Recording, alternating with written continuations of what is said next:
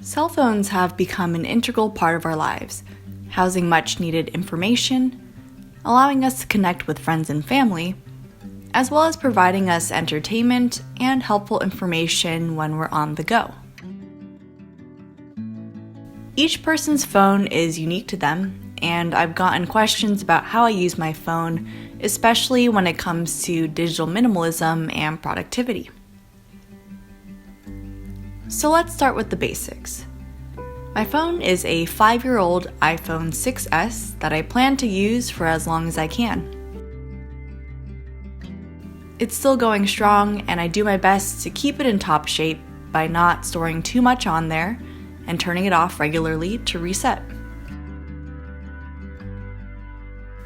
Since it is on the older side and I have dropped it a few times, resulting in an ever so slightly cracked camera lens, I've been keeping it protected with a case and screen protector from Pila, who is also the sponsor of today's video.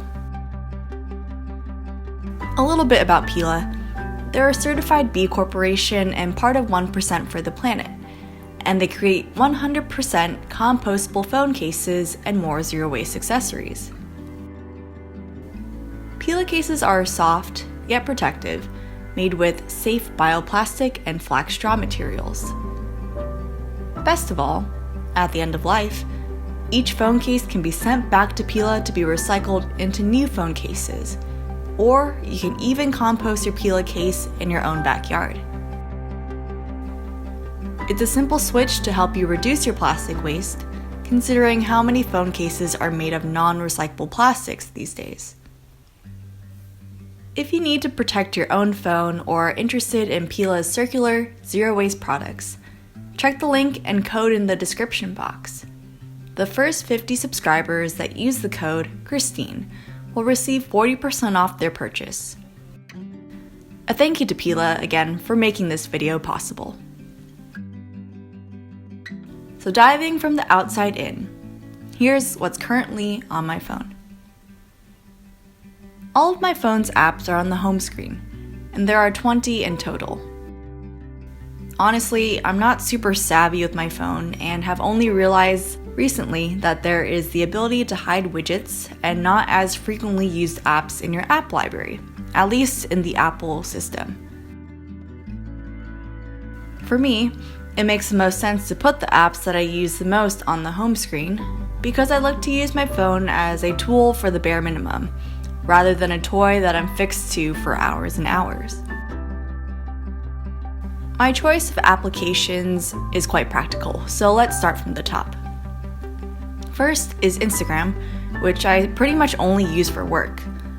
I'm currently managing 2 accounts, Simply by Christine and Christine's Cookie, which are for my blog and cookie business. If I had the choice, I would remove this app from my phone if I could and just post from my computer, but since I do need to use it on the go to post stories or answer customer messages, I've decided to keep it for now. Otherwise, I don't find that I use it as often as other online creators do, as most of my time is spent making cookies or creating videos on my camera and computer for my YouTube channel. Next is the Notes app. I use it if I don't have a piece of paper and pen on me and just need to remind myself to do something. As of recent, I've been using it to take notes about the cookie business, such as inventory, or I just jot down other ideas or notes. Next are the apps for communication. I currently use iMessage, FaceTime, and phone for the essential functions of contacting people with my cell phone. I have used Facebook Messenger before to contact friends or people on Marketplace, but haven't seen a need for that as much anymore, so it's no longer on my phone. The following app is Spotify. I currently share an account with Peter, and I listen to most of my music from there. I don't often save music, but will sometimes download playlists if I want to save data when I'm on the road. The next app is Weather, which is pretty self-explanatory, And there's not much on here, but I do save some cities that I frequently visit or have lived in. Checking in on the weather in places like Taiwan or Korea also reminds me to check in on relatives too and see how they're doing. Next is Venmo, which is used for sending money to and from friends or family members. I typically use it for splitting bills for a meal or sometimes emergency cookie transactions if something isn't working on our point of sale system. On the next row is Safari, which I use as an internet browser. I use it to look up things online, watch YouTube videos, or access Facebook on occasion since I don't want to download all of those specific apps. A browser app is great in that it can work for many different uses.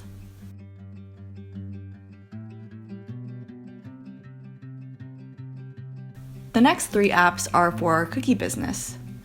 We use Shopify to run our e-commerce platform and Google Voice for communication.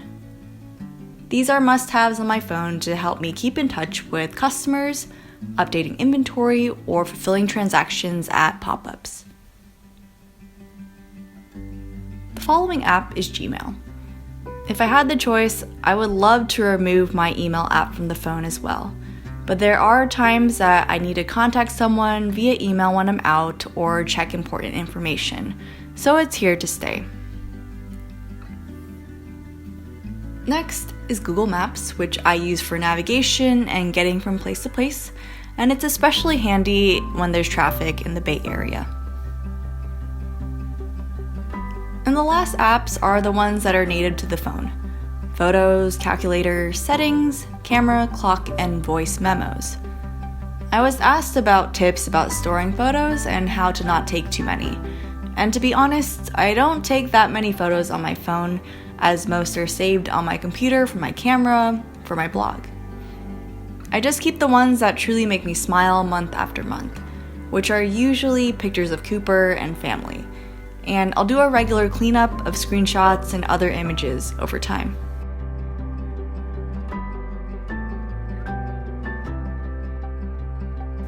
Otherwise, the calculator, settings, camera, clock, and voice memos are used somewhat regularly.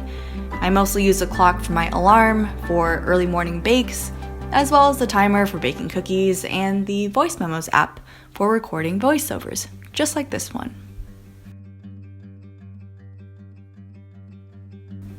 So that wraps up this tour of my phone. I did want to close this video off by briefly addressing some questions I've received about managing distractions and time spent on social media. To be honest, self-control and time management takes practice, but I do my best to fill meaningful activities and off-screen hobbies into my schedule.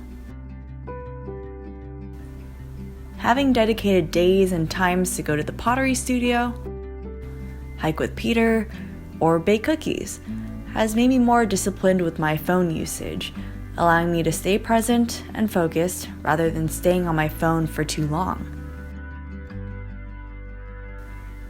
Hands-on activities are my favorite way to pass the time, but it could be something else for you.